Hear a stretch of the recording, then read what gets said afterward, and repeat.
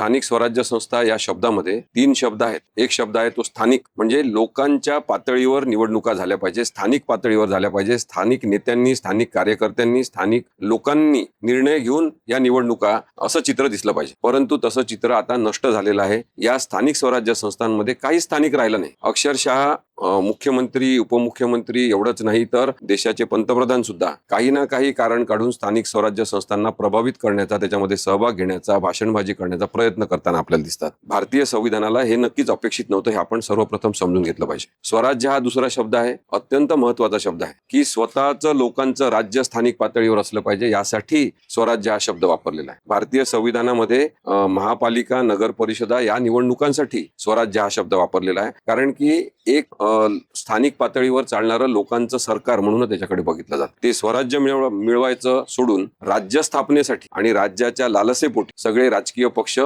सगळ्याच पालिकांवर तुटून पडलेत असं आपल्याला दिसतंय. संस्था हा शब्द वापरत असताना सुद्धा एक वैचारिक भूमिका याच्यामध्ये आहे की एका इन्स्टिट्यूशन प्रमाणे लोकांनी त्याच्यामध्ये सहभागी होऊन एक व्यापक राजकारण सुद्धा संविधानाला अपेक्षित असलेलं समजून घेतलं पाहिजे आणि ते सकारात्मक, रचनात्मक, लोकांच्या उपयोगाचं राजकारण करणारी संस्था म्हणून स्थानिक स्वराज्य संस्था असं याचं स्वरूप भारतीय संविधानाला अपेक्षित आहे. परंतु महापालिका आपल्या ताब्यात आल्या पाहिजे यासाठी जी किळसवाणी स्पर्धा सुरू झालेली आहे, त्याचा पहिला अंक आपण बघितला की आपले जास्तीत जास्त उमेदवार बिनविरोध निवडून आले पाहिजे यासाठी मोठी ताकद वापरण्यात आली, धनशक्ती वापरण्यात आली, गुंडशक्ती वापरण्यात आली आणि महाराष्ट्रामध्ये रेकॉर्ड ब्रेकिंग पद्धतीने आपण पाहिलं की तब्बल 60 ते 63 काहीतरी उमेदवार हे बिनविरोध आलेले आहेत. ज्या पक्षाचे बिनविरोध उमेदवार निवडून आलेले आहेत त्यांनी एक प्रकारे लोकशाहीचे लखतर आपल्या समोर टांगलेले आहेत. राज्य निवडणूक आयोगाने याबद्दलची तपासणी करण्यासाठी चौकशी आयोग नेमलेला आहे. काय चौकशी बाहेर येईल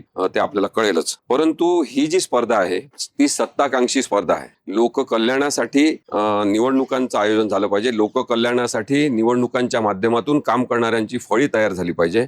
हा जो विषय आहे, विचार आहे, तो मागे पडलेला आणि स्वतःचं कल्याण करणाऱ्या लोकांची संख्या वाढलेली आहे. त्याच्यामुळे आपण हे सुद्धा पाहिलं की दुपारी एका पक्षात असलेला रात्री दुसऱ्या पक्षात, सकाळी तिसऱ्याच पक्षात, हे पक्षांतर आपण मोठ्या प्रमाणामध्ये पाहिलेलं आहे. निष्ठा हा विषय कोणीच काढू नये अशा पद्धतीने निष्ठा या शब्दाची बदनामी या निवडणुकीच्या माध्यमातून झालेली आहे असं आपल्याला दिसतं. मग आता काही जण येतील लाडकी बहीण बद्दल बोलतील, काही जण येतील या योजना राबवल्या, आम्ही रस्ते केले, आम्ही मोठे मोठे भुयारं खोदले, आम्ही मोठे मोठे रस्ते समुद्रावरून नेले, आम्ही तुमचा 15 मिनिटांचा वेळ वाचवला, आम्ही अशा लोकल ट्रेन सुरू केल्या असं सांगतील. पण तेवढंच नाही, तेवढंच विचार करणं आवश्यक नाही. मग आवश्यकतेचे विषय आपल्या समोर येऊ दिले जातात का की आपल्या डोक्याला सेट करून आपण काय विचार करायचा याच्याबद्दलच राजकीय नेते प्रयत्न करतायत? हे षडयंत्र आपण ओळखलं पाहिजे. महापालिका निवडणुकांच्या पार्श्वभूमीवर आपल्या नागरिकांची जबाबदारी आहे की शहरांच्या बिघडलेल्या आयुष्याबद्दल, शहरांच्या बिघडलेल्या आरोग्याबद्दल आपण बोललं पाहिजे. नागरी प्रश्नाबद्दलची अनभिज्ञता ठेवून आपण मतदानाला जाणार असू तर ते योग्य ठरणार नाही. आणि म्हणून मग स्मार्ट सिटीज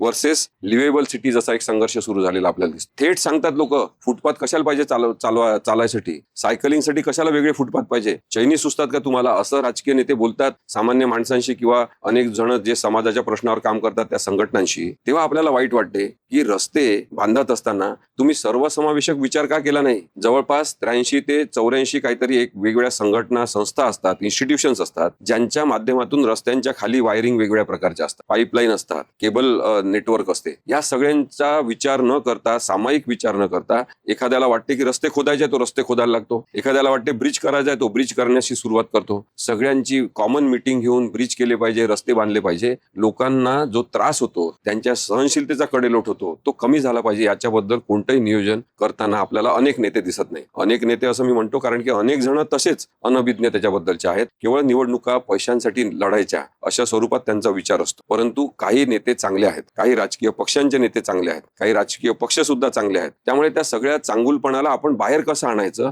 यासाठी आपण आपलं स्वतःचं मतदार म्हणून, नागरिक म्हणून, महापालिका क्षेत्रात राहणारा व्यक्ती म्हणून ट्रेनिंग केलं पाहिजे. त्याची गरज आहे. हवेचा दर्जा खराब होत चाललेला आहे. बऱ्याच जणांना अँबियंट एअर क्वालिटी AAQ हे म्हणता सुद्धा येत नव्हतं. ते त्याला काही म्हणायचे. आता त्यांना माहित झालं की AAQ हा शब्द आहे. अँबियंट एअर क्वालिटी असं त्यांना लिहायला सांगितलं, त्यांना लिहिता सुद्धा येणार नाही. असे लोक आपण मोठ्या मोठ्या पदावर आत्ताही बसून ठेवलेले. त्यामुळे अँबियंट एअर क्वालिटी, हवेचा दर्जा हा अत्यंत महत्वाचा विषय आहे. आपण दररोज श्वास घेतो, आपल्या श्वासनलिकांमधून आपल्या शरीरात जाणारी धूळ जी आहे, विषारी वायू जे अनेक आहेत, त्याबद्दल आपण प्रश्न विचारले पाहिजे की तुम्ही या संदर्भात काय करणार आहे. त्यानंतर धूळग्रस्तता जी सगळीकडे वाढलेली आहे, अकोला, अमरावती, नागपूर मधला मोठा भाग, पुण्यातला मोठा भाग, त्यानंतर नवी मुंबई, ठाणे, कल्याण, डोंबिवली, नाशिक मधला मोठा भाग, मुंबईतला काही भाग, अनेक भाग हे बकाल अवस्थेत आहेत. रस्त्यावर जणू पसारा पडलेला आहे. अशा पद्धतीने धुळीचं साम्राज्य आपल्याला दिसते. ही धूळग्रस्तता ही अव्यवस्थापनाचं प्रतीक आहे. या धुळीतून जे रोग होत आहेत, सामाजिक स्वास्थ्याचे प्रश्न तयार होतात, त्याच्याबद्दल कोणी गंभीरतेने विचार करत नाही. आपण मतदार म्हणून केला पाहिजे आणि प्रश्न विचारला पाहिजे. महाराष्ट्र प्रदूषण नियंत्रण मंडळाची जबाबदारी आहे की त्यांनी धूळ मोजली पाहिजे, हवेचा दर्जा मोजला पाहिजे, त्याच्याबद्दलचे मोजमाप जाहीर केले पाहिजे. पण अनेक शहरांचे मोजमापच धुळीचे होत नाही. तुम्ही जर इंटरनेटवर गेला तर तुम्हाला दिसेल की महाराष्ट्र प्रदूषण नियंत्रण मंडळ कामच करत नाही, कारण आपण प्रश्न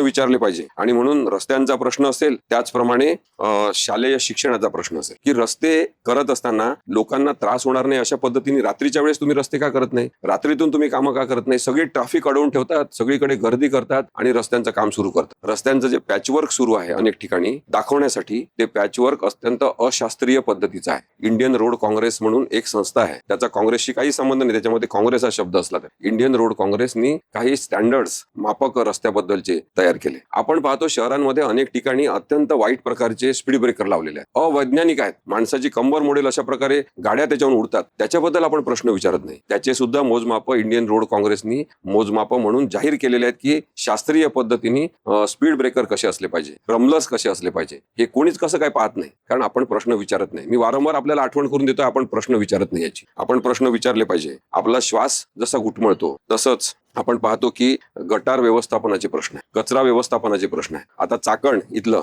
ते म्हणतात की चाकण हा एरिया नवीन महापालिका द्या, आणखी नवीन महापालिका सेटअप करा. पण चाकण या नगर परिषदेचा अजूनही कचरा व्यवस्थापन प्रकल्प नाही. तुम्हाला सगळ्यांना आश्चर्य वाटेल, इतका मोठा इंडस्ट्रियल एरिया आहे पण कचरा व्यवस्थापनासाठी सरकार जागाच देत आणि मग कुठेही कचरा टाकून ठेवलेला आहे. कोणाला मत देणार? आपण विचार केला पाहिजे. कचरा व्यवस्थापन हा महत्वाचा प्रश्न आहे. शालेय शिक्षण हा महत्वाचा प्रश्न आहे की नगर परिषदेच्या शाळाची जशी अवस्था झाली तशी महापालिकांच्या शाळांची सुद्धा वाईट अवस्था आहे. त्यानंतर आरोग्य सेवा पूर्णपणे डबघाईस आलेली आपल्याला दिसते. खाजगीकरण जे झालेलं आहे वैद्यकीय सेवा व्यवस्थेचं, त्याच्यामध्ये खाजगी दवाखाने नष्ट करण्याची एक प्रक्रिया सुरू झाली. भटक्या कुत्र्यांचा प्रश्न खूप मोठा आहे. 1.5 लाख कुत्रे या पुणे महापालिकेच्या क्षेत्रामध्ये आहेत. मुंबई महापालिका क्षेत्रामध्ये सुद्धा 1 लाख, 1.25 लाख कुत्रे आहेत. कोल्हापूर महापालिकेमध्ये सुद्धा भटके कुत्रे आहेत. त्यांचं व्यवस्थापन कोण करणार? कुठे आहे त्यांना अन्न खाद्य देण्याची व्यवस्था? कोण देणार आहे त्यांना अन्न खायला? त्यांचं नसबंदी कोण करणार आहे? तुम्ही तर कुत्र्यांच्या नसबंदीमध्ये भ्रष्टाचार केलेले अनेक जण बघू शकता. प्रशासनाच्या ताब्यामध्ये महानगरपालिका होत्या इतके वर्ष, त्यांनी सुद्धा भ्रष्टाचार केलेला आहे. उलट राज्य सरकार ज्यांच्या हातात आहे त्यांनी प्रशासकीय अधिकाऱ्यांच्या मदतीने भ्रष्टाचार केलेला आहे. प्रश्न विचारायचे नाही, आपण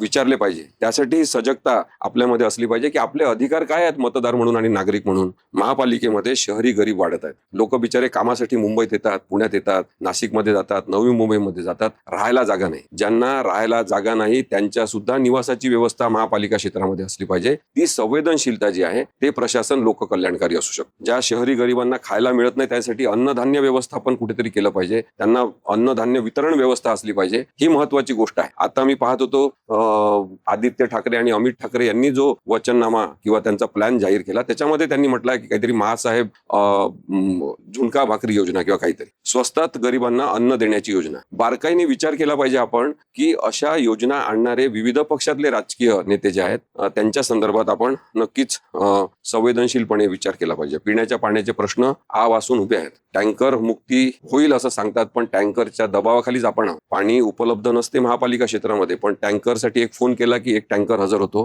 हे टँकर माफी आले कुठून? त्यांना कुठून पाणी मिळते? त्यांच्या पाण्याचा दर्जा काय? त्यांच्या पाण्यामध्ये पोल्युटेड प्रदूषणयुक्त किंवा प्रदूषणकारी काय घटक आहे त्याची कोणीही काही चाचणी करत. हा बकालपणा जो आहे शहरांना आलेला, त्या संदर्भात आपण नक्कीच विचार केला पाहिजे. सार्वजनिक स्वच्छतागृहांचा मोठा प्रश्न आहे. महिलांसाठी पुरेशा प्रमाणात सार्वजनिक स्वच्छतागृह महापालिकांमध्ये नाहीत आणि हे चालले स्मार्ट सिटी करायला. कशाच्या स्मार्ट सिटी? पैसे खाण्याच्या योजना म्हणजे स्मार्ट सिटी नाहीच. आपल्याला लोकांसाठीच्या योजना असल्या पाहिजे आणि त्या स्वच्छतागृहांची अवस्था सुद्धा तिथे जाऊन आपण काहीतरी स्वच्छता स्वतःची करू अशी प्रेरणा मिळणारी असली पाहिजे. घाण वास नाक दाबून लोक त्या स्वच्छतागृहांमध्ये जातात. ही दुरावस्था करणाऱ्या लोकांना निवडून देऊ नका. अन्न भेसळ मोठ्या प्रमाणात शहरांमध्ये सुरू आहे. अन्न विक्री कशाही पद्धतीने सुरू आहे. कोणा जो परवाने नाही, अन्न भेसळ संदर्भात जे डिपार्टमेंट आहे ते कार्यरतच आहे की नाही असा प्रश्न आपल्याला पडतो. गुन्हेगारी वाढलेली आहे. इथे पुण्यामध्ये कोयता गँग आहेत, कोल्हापुरात काही गँग आहेत, मुंबई, नवी मुंबई, ठाणे, कल्याण, डोंबिवली इथे तर खूप मोठ्या प्रमाणात गँग आहेत. या गँग जोपासल्या जातात ज्या राजकीय पक्षांतर्फे. त्यांना मत द्यायचं नाही हे आपल्याला ठरवावं लागतं. त्या कोणत्याही असो, कोणत्याही राजकीय पक्षांच्या संघटना असो, जे गुंड पाळत असतील त्यांना मत द्यायचं नाही. आता मी कोणत्याही राजकीय पक्ष इतक्या स्पष्टपणे का म्हणतोय, कारण की मी कोणत्याही राजकीय पक्षाची भूमिका इथे मांडत नाहीये. मी कोणाचाही सदस्य नाहीये. नागरिक म्हणून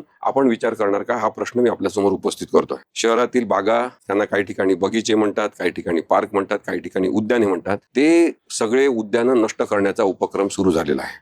आपल्याला निवृत्त ज्येष्ठ नागरिकांचा विचार करणारे लोक निवडून आले पाहिजे. त्यासाठी त्यांनी काम करणारे तसे लोक पाहिजे. जाती, धर्म, अभिनिवेश, पक्षीय प्रेम, कोणा राजकीय नेत्यांवरचं प्रेम, आपण हेच करत राहणार का? हा प्रश्न आता स्थानिक स्वराज्य संस्थांच्या निमित्ताने विचारला तर आपल्याला स्वराज्य मिळेल. नाहीतर आपण फक्त राजकीय पक्षांच्या झेंड्यांमध्ये गुरफळून राहू. आपण नागरिक म्हणून विचार करण्यासाठी सक्षम झालो पाहिजे. चांगले विवेक बुद्धी वापरणारे नागरिक असले पाहिजे. तरच मग नागरिकशास्त्र अस्तित्वात येईल आणि तरच मग संविधान जिवंत होईल. केंद्रात आम्ही, राज्यात पण आम्ही, त्यामुळे स्थानिक स्वराज्य संस्थांमध्ये, महापालिकांमध्ये सुद्धा आम्हीच असलो पाहिजे असं सांगणारे काँग्रेसचे नेते जसे तेव्हा चुकीचे होते, तसे आता भारतीय जनता पक्षाचे सुद्धा चुकीचे आहेत. आवश्यक मुळीच नाही आहे की केंद्रात कोणीतरी एखादी सत्ता असेल, राज्यात कोणतीतरी सत्ता असेल, याचा अर्थ त्यांचीच सत्ता ही महापालिकांमध्ये असली पाहिजे अशी मुळीच आवश्यकता नाही. काम करणाऱ्या लोकांना आपल्याला निवडून द्यायचं आहे, कारण की आपण इथे जगणार आहोत, इथे आपण वावरणार आहोत. सत्तेचे विकेंद्रीकरण झाले पाहिजे हा विचार याच्यातला एक महत्वाचा आहे. शहरांवर केवळ घरे असलेल्यांची नाही, तर जे बेघर आहेत त्यांचे सुद्धा अधिकार आहे. श्रीमंतांप्रमाणे गरिबांची सुद्धा राहण्याची व्यवस्था